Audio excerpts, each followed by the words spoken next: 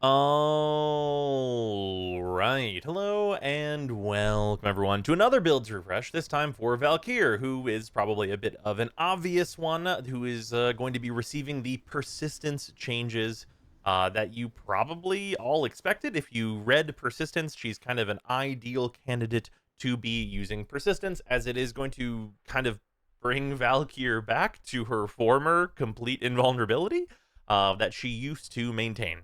For that, we do have some shards to talk about. Thankfully, again, none of these shards are needed. You don't need these shards for anything. They're all very nice to have, though. We have a parkour velocity. I like going fast, though it is very not needed in this build. Max energy filled on spawn, purely for convenience. You could just as easily just drop an energy pad or whatnot, and it would be just the same. But this is very nice for any, shorter missions you're going to be running. Usually that 45% energy start is way more than you're going to need for the full duration of like a capture, an exterminate, or what have you.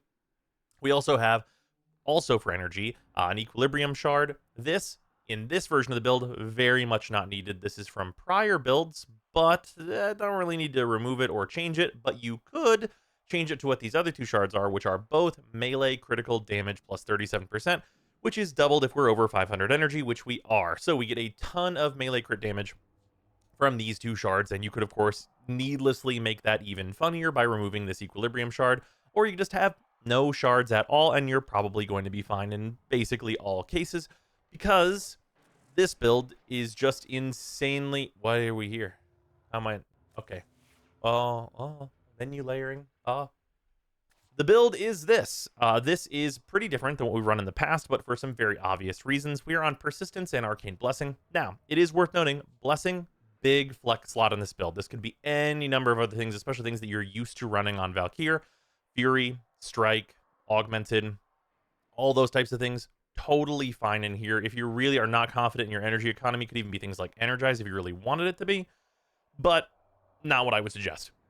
Blessing gives you 2 more seconds of not being able to die with persistence active, because it adds 1200 health. It's actually a little bit more than 2 seconds, but let's say 2 seconds for just, the ease. And that is the most helpful thing that I think you can be adding in this slot. Notably, I have a pre-recorded run of a level cap thing that's gonna be the gameplay for today's video. That I am running augmented in. I swapped to blessing because that is actually the test that showed me I don't need damage at all. Like, the damage thing is just like, we're done, it's over. Any amount more added damage is really just completely useless here. So adding just 2 more seconds of not being able to die through persistence is better than really anything else I think you can put into this slot. Otherwise in the build, there are some things that you can move and change around, and some of it is related to that if you had any more damage, it would just really be worthless. And that is things like we're running overextended for the plus 90% ability range.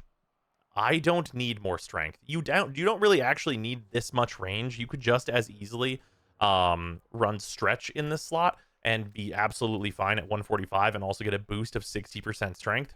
But again, that 60% strength, you just do not need.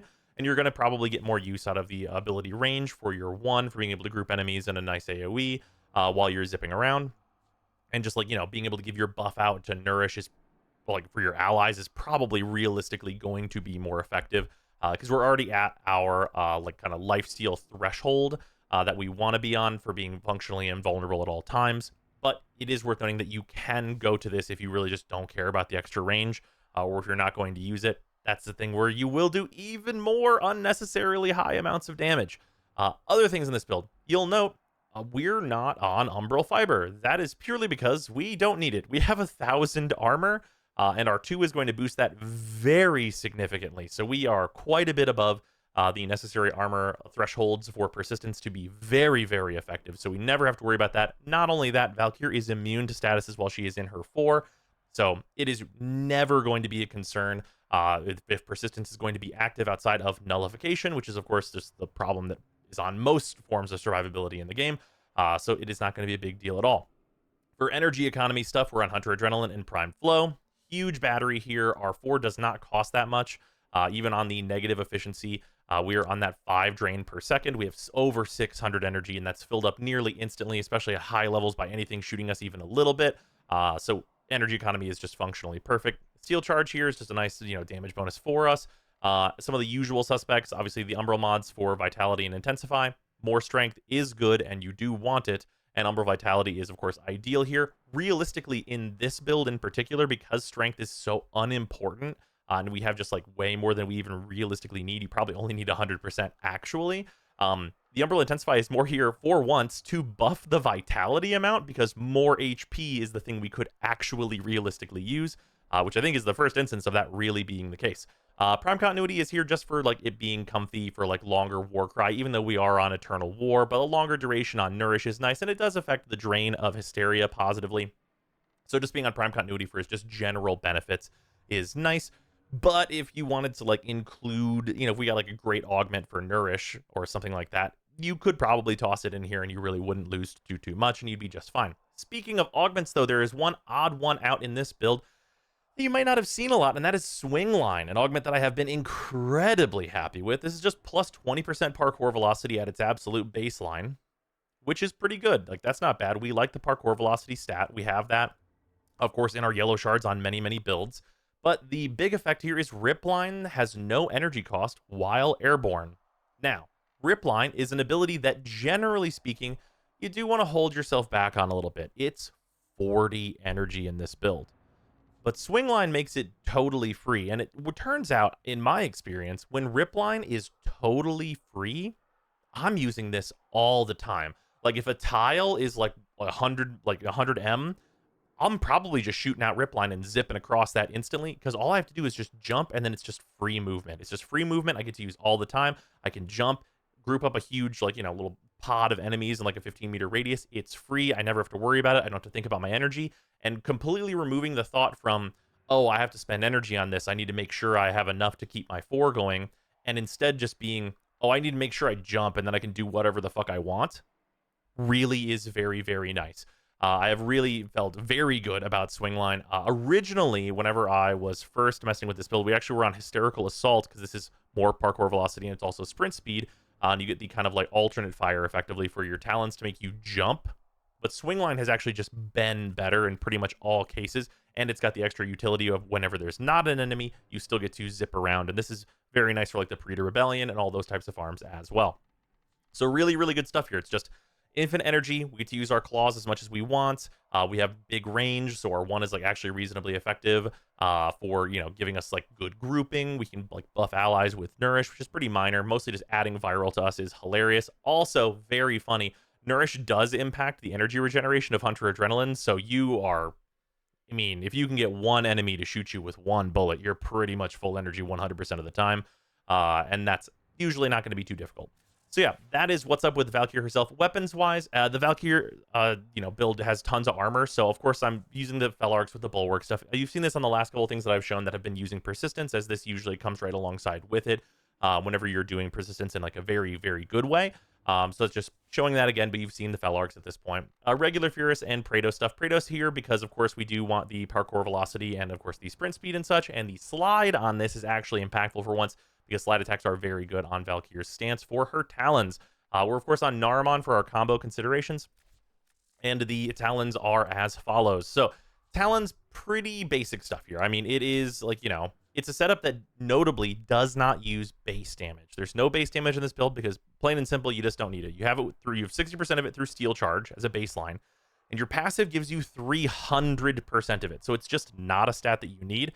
This is the build that I'm using in the level cap footage, and I really think that the extra range that you get off spring-loaded blade is better than really anything else you can add in here. We're on Voltaic and Shocking Touch just to like bump up our amount of elemental a bit and make those procs stronger, but even that is probably unnecessary. If there was even more like super heavy utility for you to add, you would probably really consider removing Voltaic or Shocking Touch for it. But otherwise, we're on pretty basic stuff. We want Reach because we want that range. Weeping and Blood Rush for high combo. Elementalist for those status damages to do more damage. And, of course, the status chance to go up. And then Galvanized Steel for all of our crit needs, because we're already at 105% crit chance. And then we, of course, get a bunch of critical damage, not only from our purple shards, but, of course, from this, which all adds up together. And then we get to do influence things. So once enemies start, being able to survive being hit by this, they turn into nice 20-meter AoEs of every enemy dying, which is pretty good at level cap, you might imagine. But yeah, otherwise, we have a companion. We're on Diriga.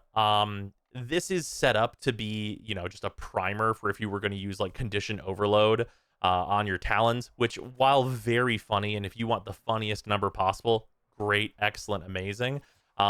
You know, we're not really getting a whole lot here. We're getting Tenacious Bond, so it's an extra very funny 1.2 final crit damage multiplier, which, while hilarious, is totally unnecessary. But realistically, we're just like messing around. Your companion doesn't super matter. They'll be dead a lot of the time. You could just bring a beast and get like the double loot stuff, and it's not going to affect the build too much. You're not reliant in any way on your companion to like make you status immune or anything like that, like we've seen with the Hydroid build that I just showed, and that such. But yeah, it's Valkyr. She's insane. The thing that I guess I should specifically note for those that don't know, your claws heal you on every hit that you do on an enemy, and that is like equivalent to your power strength. So we're at like almost 200%, which means we get like 200 health whenever we touch an enemy with our claws. Our attack speed is very, very fast.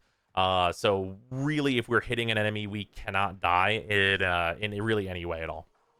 And that's pretty good, it turns out. You throw on all the things. Notably, on Valkyr, spin attacking is still absolutely amazing, and it's what you're going to want to do like the vast majority of the time. But like the damage is so high. Like we're on that 300% melee damage. Obviously, she gets the double layer of, even if you're not hitting an enemy, if you've got your passive built up, you will just simply not die and become invincible instead. And your passive is really, really easy to have built up. These enemies are, I mean, they're nothing. Nothing I can spawn in the simulacrum outside of an enemy that is like going to just always and constantly nullify me is ever going to really pose any kind of a threat to Valkyr. So nothing I can spawn in here is going to be a problem. Realistically, this new build is like a thing where, hey, this is the new build for Valkyr. I brought it to the Cascade level cap stuff, which was always really nice to do with Super Invincible Valkyr, and I would actually argue is actually even nicer now, though part of that is going to be the changes to the operator kit that we now have. But like Valkyr is kind of back to where she was, weirdly, due to the addition of persistence. So now she just has a huge buff from her passive, and she has double layered invulnerability as opposed to one big layer of invulnerability.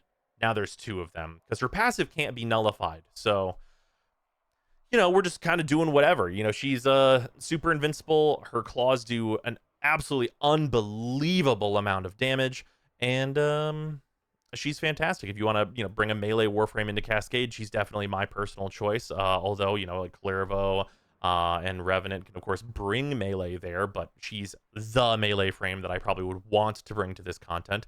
And you'll probably really understand why whenever you see the footage. But yeah, that's what's up. Like I said, I've got some footage that was from the streamathon, so you will see that timer come back. Don't worry, it's over. It's over. PTSD, it's over. More YouTube videos are being made. But yeah, that's like just some level cap footage from Cascade.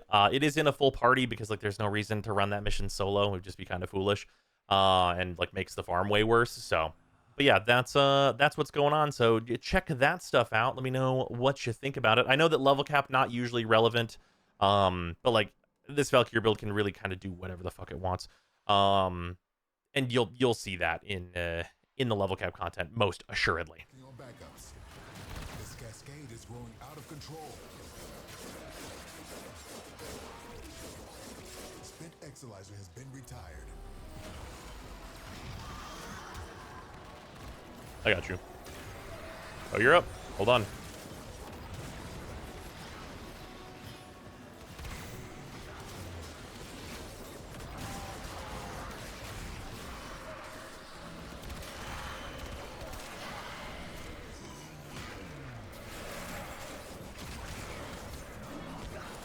I say spin to win is dead. Oh yeah, no, her spin attack is still quite good. Cascade losing steam.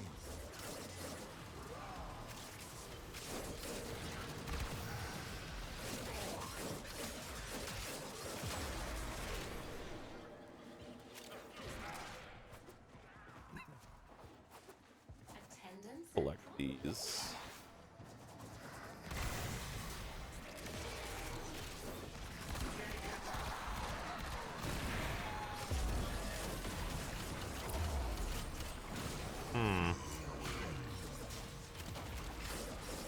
Yeah, so I still do pop Valkyr passives sometimes.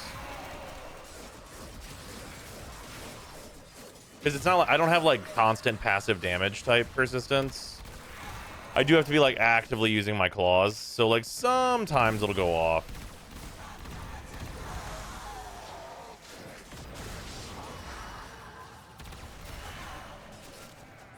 Exolizer spent. But most times it's been chilling. The void has manifested something other than a nightmare. It turns out like the 5-layer dip of invincibility is pretty good. Yeah, like right there, her passive went off because some like just random level cap schmucks were shooting at her. But between persistence and her passive, I'm still totally fine. I mean, I have to rebuild my passive or whatever, but like, who cares? Like, she does so much damage even on this range build that like it ceases to matter.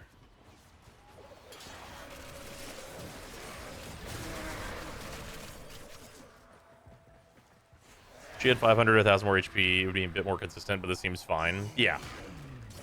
Yeah, like, there's, like, reasons to, like, think about, like, blessing here, right? Because, like, I would have just, like, you know, 1,200 more HP to fuck about with in terms of, like, the barrier, and that's 2 more seconds.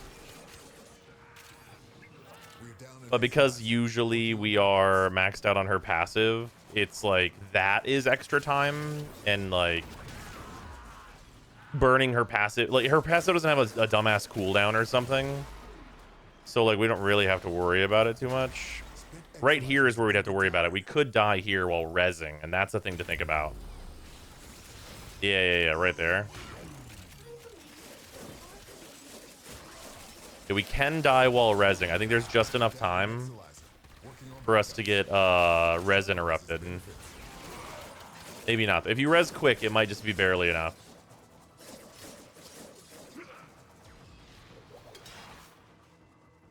Yeah, with the swing line, though, it costs us no energy to be fast.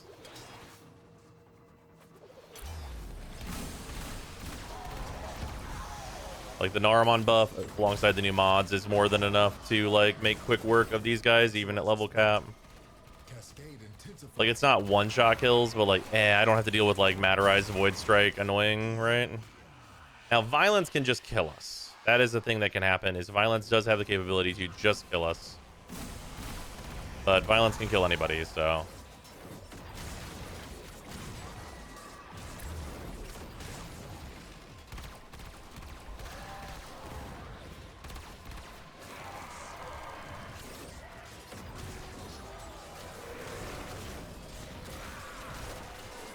Like right there, it took us too long to kill the ghost, so we burned our passive, but like we're building our way back up. And then with multiple ghosts around, we can just fire our ult. That should clean up ghost problems.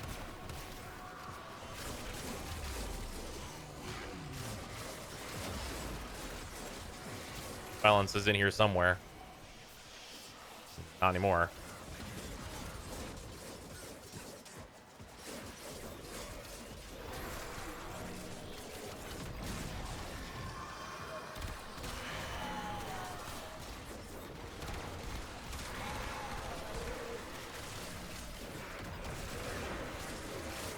Yeah, like, we're burning our passive, but we're not going down. Spent Exolizer has been retired.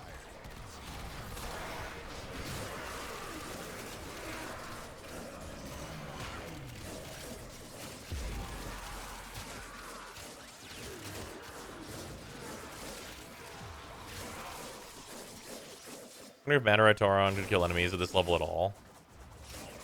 Should be. Oh, well, Matterai scales. I'm pretty sure, like, even, like, this one will kill enemies at this level here.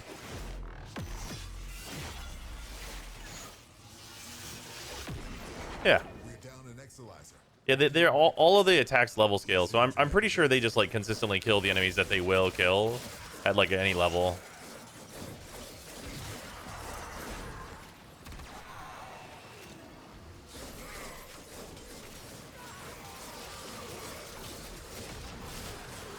Hey, you know what's really nice? Now I'll have that footage for whenever I talk about the Tauron weapons.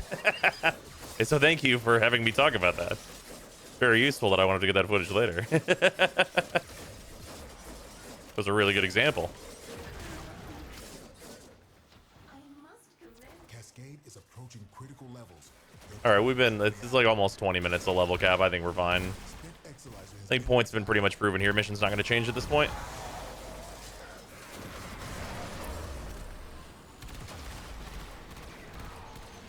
Oh.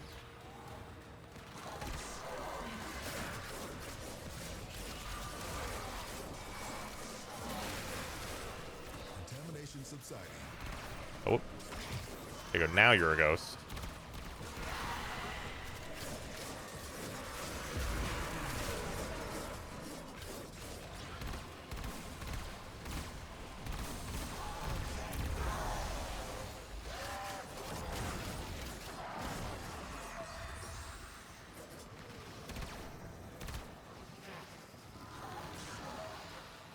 Thank you, annoying thing. Okay, no, you know what? Partially on me. I should have been paying more attention. Can I, Unairu, get back up at level cap?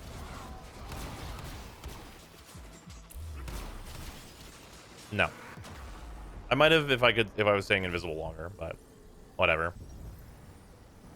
We just lost an Exalizer to possession. Get it back. Yeah, really annoying set of parameters there.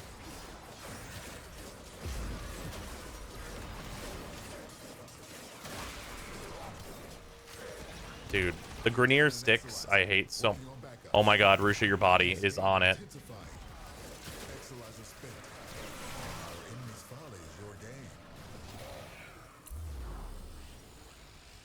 Rusho, stop crawling. You're crawling away from being rezzed. If you're on the ground, never move.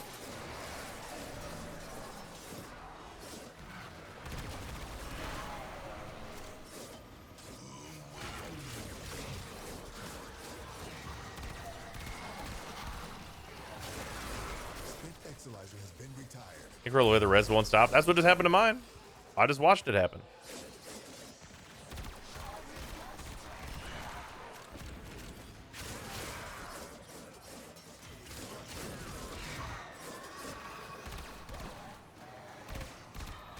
Oh, thank you. Contamination levels going in the wrong direction.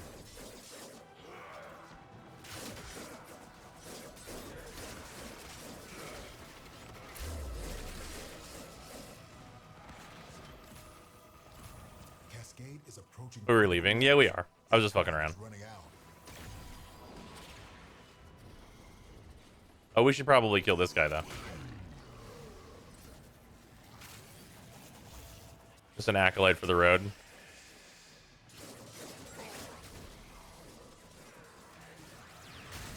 There we go.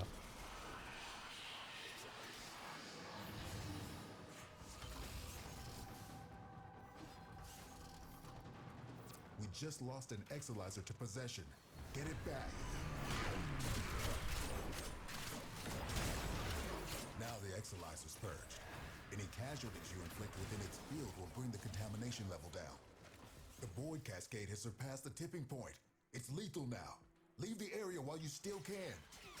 We're down an Exalizer. I'm at the exit. Working on backups. I'm just keeping the exit clear.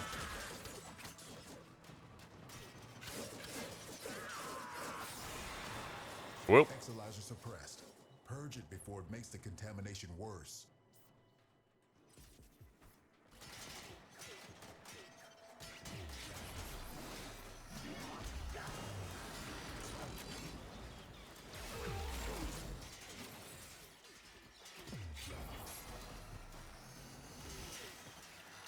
On call's nice for this. That's reasonable.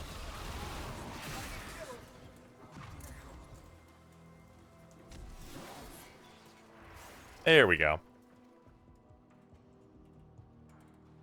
Atlas be good for this. You wouldn't want to use Atlas for this, no. I mean, you could, but I don't think you'd want to. Oh, double Jade Lights.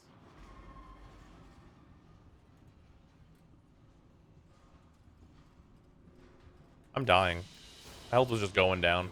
Your will was greater. This is good. Well, good. I got re-leveled in that mission. Ideal. Hey, my fire accuracy was 41%. Both times I shot.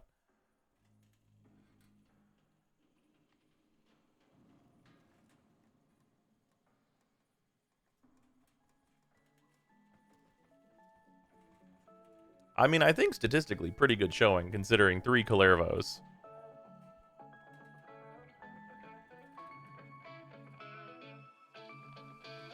All right, a new year is here, and we actually have some new patrons to thank. Thank you very, very much all for supporting the channel, especially the $10 patrons: Athean, Eighth, Alex Parnham, Arbiter Daydream, Baby Hoot, Barkus, Inuvan, Blotomatic, Brutus Salazar, Cano Lathra, Clob World 3, Dylan Dworsky, Ithrain, James Harthorne, JC4 Science, Josh, Nightcar 1981, Lord Ian, Luzanth, Matt Holt, Mike Kiesman, Mikukel, Michta, Nerve, One Man Wolf Pack, Ruby, S267, Sanyu, Season, Sharp247, Snap the Mag, The Coupon of Death, Waifu Wars, Wodet01, Seraphir, and Zero Weaves Plan. Thank you all very much. And of course, thank you to all of my $5 and $2 patrons as well. Your support is much appreciated. We should be getting a ton of new build stuff out because there is a lot of new things that came out in December and many things to test and figure out.